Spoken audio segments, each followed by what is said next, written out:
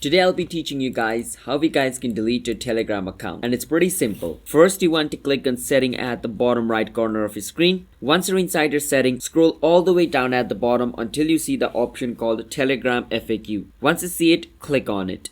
From over here, you want to scroll a bit down or scroll a bit up, alright? Just scroll until you find this option called your account. Once you see your account, under your account you will see delete your Telegram account option. Click on it. Once you click on delete your Telegram account, it's going to take you to here. Over here at the top you can see the deactivate page option, which is in blue color. Click on that and it's going to take you to Telegram's deactivation page. Over here you need to enter your mobile number. Whichever mobile number you used when you created your Telegram account, enter that. Once you enter your number, a verification code is going to be sent to your number. Enter your verification code where it says confirmation code and click on sign in. If the code you entered is correct, then your Telegram account will be deleted. And remember, when deleting your Telegram account, all of your chat and everything along with your Telegram is going to be deleted. So if you want to recover some things, make sure to recover it. If you don't want to, then just delete your account and all the information will be gone forever. That's how you guys can delete your Telegram account.